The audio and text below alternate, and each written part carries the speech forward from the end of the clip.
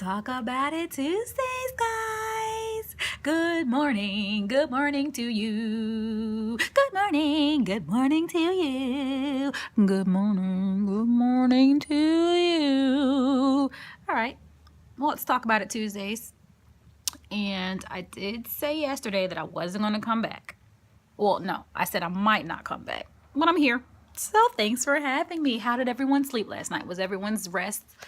I hope so. I got a good night's rest last night. For the first time in a while, I made myself go to sleep. I had no choice.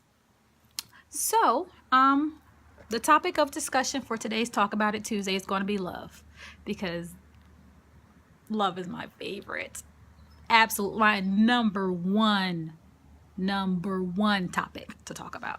Energy is great because everything is energy, but love, it's just so awesome. So let's talk about love, and we're gonna start from the beginning because obviously everything has a beginning. So let's talk about obviously human beginning. So our birth, we had to have been created in some sort of love from the creator, but our family, our mom and dad obviously had to like each other at least a little bit, at least just a small portion, enough to have conceived you or me, and me, not or, but and me. So that means you were already loved to begin with, correct? Right? Yes. But then you come into the world, and so from birth to age, I'm going to use the age of 8 because the age varies, but from the age of 8, 0 to 8, that means you were, as a child, then being shown what love and the lack of love is and is not. And I say you've been shown that because our brains do not process or even begin to think until after age 8. So that means that we are literally soaking up everything around us. We don't know how to form a thought. We don't know what thoughts are. We're just like, oh, well, let's do this. Because why?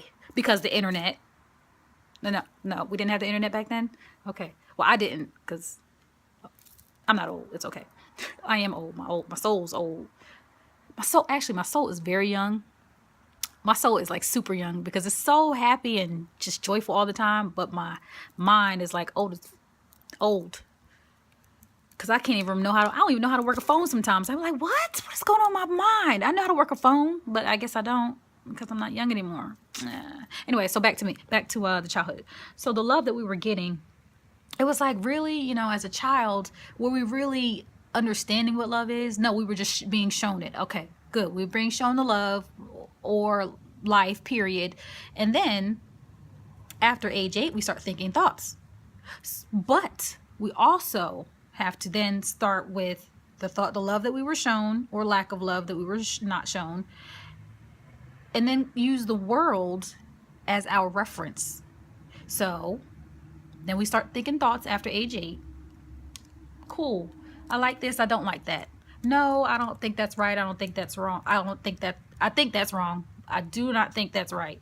Or vice versa, whatever the case is, So in that time, that means we are sponges, and then we're little by little wringing out our sponges. All right, I'll take that too. Let's wring those sponges out. And then we become friends with people, and we get a little bit more freedom. So then we have outside love now to digest, and that's going to be a different form of familial love, because obviously a family, you're going to feel that unconditional love. You're going to understand that unconditional love because they're your family. But if you did not feel it as a child, if you did not understand it as a child, if you never even received it fully, really, honestly, as a child, if you were always ridiculed or made to feel less than because of something you did, or even maybe not something that it really, honestly, probably wasn't even something that you did. It's probably just the person, because rule number 2, agreement number 2 is don't take anything personally. Whatever someone does is never because of you. It's based on their past and how they felt about a situation, and then they're going to bring it into the situation that you guys are now dealing with. So that means what your parents or aunts and uncles or grandparents did ultimately had no effect, or not. They did have an effect, but they did not have anything to do with you.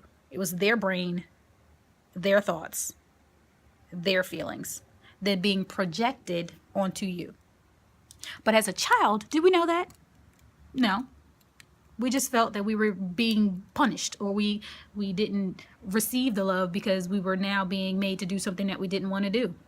Or we didn't receive the love because we weren't taught. We weren't shown the love. So then, so we have friends. And then our friends, like I said, it's a different kind of love. It's like I like you up to a certain point. I'm going to love the part of you that I like, and the parts of you that I don't love, I'm not going to like. So I'm going to treat you a different way based on who you are at the moment towards me. So with friends, then we learn that love is not unconditional based on people, because everyone's version of love is different, because everyone's operating at their own level of awareness, a person can only meet you, as they say, as far as they have met themselves. So if someone else has been shown awesome love all their entire childhood, and then they become a friend with you, then they're going to be very loving towards you, or they're going to naturally show you what love is. But if we're all in the same situation and we all have an absence of love, then what are we going to do? All show not nice things to each other. We're all going to be kind of dicks to each other. I don't want to be a dick. It's not fun being a dick. You got your friends are balls. What do? Hang out all day. I don't want to hang out all day. I want to do stuff. So, love. I mean, why? Like, people are just people. And that's why I'm here, to help you guys not be mean people. Be nice people. So when our friends, they're showing us the opposite of what we think or know love to be innately, within, just in our resonance and our own body of presence, we understand what love is because we are innately love. So that means when our friends show us the absence of it, we're like, well, okay, well, we're friends, so okay, I'll take it. All right, then you're an adult. Now, when you're an adult, you get to make choices on your own, don't you? Lies. You don't get to make choices on your own. You don't, because you're still a slave. We'll talk about that on another topic. But yeah, you're still a slave. I mean, you're not shown love. I mean, you get to make choices of love. So that means you get to go out and say, I like this person. They are cute. They are handsome. I like their personality. And they kind of treat me okay. So I'm going to love you. And then you're going to show me the love that I want to be shown, because I deserve love. I'm the best. And I earned it. Okay. And then you realize that they're a person too, just like you. And so you're like, that love was kind of reminiscent of the friend love that I had before, when they didn't like that part of me, so they chose to block that part of me out. And now that I am an adult, I chose to be in this romantic relationship with you. And now the love isn't the love that I anticipated. So as a choice-making, a decision-making adult, a choice-making, decision-making adult, then you're like, well, I can choose to stay with you, or I can choose to go. But the first choice, the only choice, should always be to love yourself. There we go again, self-love. Because we know why the benefits of self-love. Because when you do that, remember, now we're going to talk about energy. When you build yourself up, when you love yourself so much, when you love yourself to the point where, when you love yourself to the point where you can see yourself in everyone, because I was going to say something else that we're not going to say that. But when you love yourself to the point where you can, like I said, see yourself in everyone, you can see a part of you in someone, you're reflected by nature. You can breathe in unison with like when the wind blows, do you exhale? Because exhale. Naturally, I do. Or like when I'm meditating, now we're going to talk about me for just a half a second. When I'm meditating and I'm not cognizant of my breath, I will, if I'm by a window or outside or wherever I am and the wind blows, that's my reminder to start breathing, because you're constricted again. You're doing too much. You're trying to control things. Surrender. So there are many types of love. There's many, many forms. I mean, it's unconditional, which means without conditions, without limits, without boundaries, without walls, without limitations. I think I just said that, but I'm gonna say it again. Without restraint. So when you love someone, you love them for the entirety. This is a circle. The entirety of who they are. Correct? You may not like it. You don't have to like anyone. But you have to love people because you are love. So that means if you're denying the love that someone else is giving you, that means you're denying the love within yourself. If you're not even acknowledging the love that someone else is trying to show you, that means you are denying the love that is trying to be shown to you about you.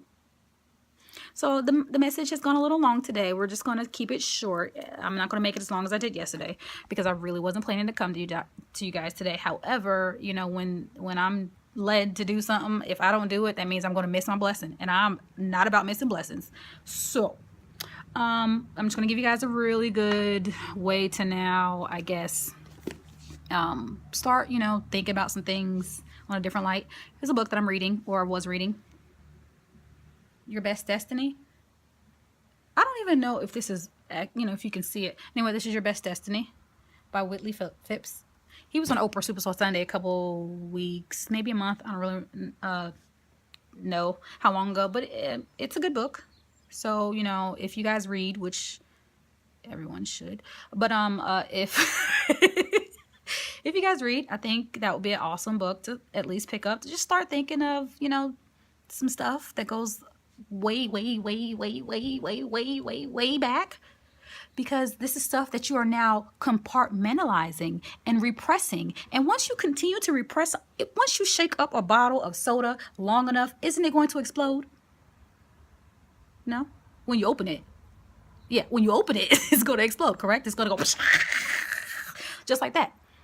So let's not wait for the bottle top to be opened. Because if we do, you are going to explode, and I don't want to be around it. So what we can do is just stop it before it happens.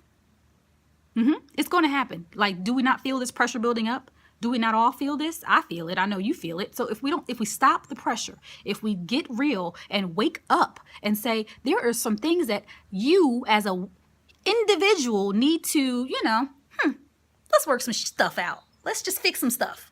Because me fixing me is going to help someone else. You know how? Because you're not going to have your baggage to then put onto them. You're not going to have that dirty mirror to then reflect the dirt in them. You're going to have a shiny, clean mirror to say, hi, my name is, and yours. And then they're going to say, hi, my name is, thanks, nice to meet you. Because they're going to reflect the love that you have for yourself. They're going to see that and embody it within. Unless they're dirty themselves. And then they're probably going to come at you with some nonsense. But it's okay, because then you're still clean. You're still open. And you're going to recognize that and say, you know what? I'm going to let you go until you're done. And then I'll come back when you're ready. If you have unconditional love, you'll always come back. Because you understand that people are going to do only what they have been taught to do, unless they take a look at themselves. Because everything we've been taught is not accurate. So maybe we need to teach ourselves some things. Yeah. Like, learn for ourselves. See what works for you. Feel it. And then take it in. If it feels right to you, take it in, actually. If it doesn't feel right to you, discard it. Because it's probably not right. Unless you've done all of the mathematical problems in your brain. Yeah, I'm saying that. Mathematical problems in your brain, in addition to how you feel in your body, and they make sense together. Okay? Because if it's working up here on a, yeah, that's cool, I'll do it. And then your heart's like, I like my face is right, I know. Don't do that. That means there's something wrong. When both are free-flowing, heart and mind, then you're like, I got that. I'll take it because it's for me. Correct? correct or no? Am I right or no? I think I'm right. So, long story short, just be patient with yourself. Start loving, you know, just look at some things about yourself. Love is a very big, very, very, like, it's the basic level. So if you don't have love for yourself, how in the hell you gonna love somebody else? Because that's what RuPaul says. Look, words again. That's what RuPaul says. How the hell you gonna love somebody else? Love. Let's fix it. Okay. So I'm gonna leave. But I wanted to say another book to read. Maya Angelou's book. Okay, this is the title that I'll always mess up. It's My Mom and Me and My Mom. Or is it just me? It's My Mom and Me and My Mom. That's it. Okay, it's My Mom and Me and My Mom. This is for the Beyonce fans out there that have watched Lemonade. And they are in agreement with the daddy issues if they had a two-parent household. And that book is talking about mommy issues because I don't think she grew up in a two-parent household. So her parent that had the issue was mom. So my mom, me, and my mom. So the first part of the book talks about her relationship with her mom. And then the second part of the book is the flip side, her mom and her. So it's her adulthood talking to her mom and how she relates to her. So I think it'll be good for these, for the women that I'm talking to, and for the men, Your Best Destiny, because it's written from a man's perspective. But he's all talking. I mean, everyone's everyone. So I mean, just the way our brains are wired, though. Now that is scientifically proven. Our, you know, men and women's brains are a little wired differently, but we all come to the same conclusion sooner or later. But we do all, you know, have the same thoughts. So if we just fix the basic level, or maybe not fix it, but just get to some sort of common ground and understanding that love is what we're missing. We need to bring back love as the fundamental, which means the base, which means the bottom of the pyramid. Okay. As the, you know, end all be all factor. Everything else will fall into place. Everything, I'm telling you. I mean, seriously, everything. So I'm gonna go, and I love you guys, and I thank you so much for being so sweet and listening to my long videos, because this is the second long video. It's not really my choice. It's just I ramble, and I don't ramble. I'm just leaving now. Bye. Oh, wait. I love you. Have a great day. And talk about it, talk about it, talk about it, talk about it. Tuesday. Have a good one. Bye.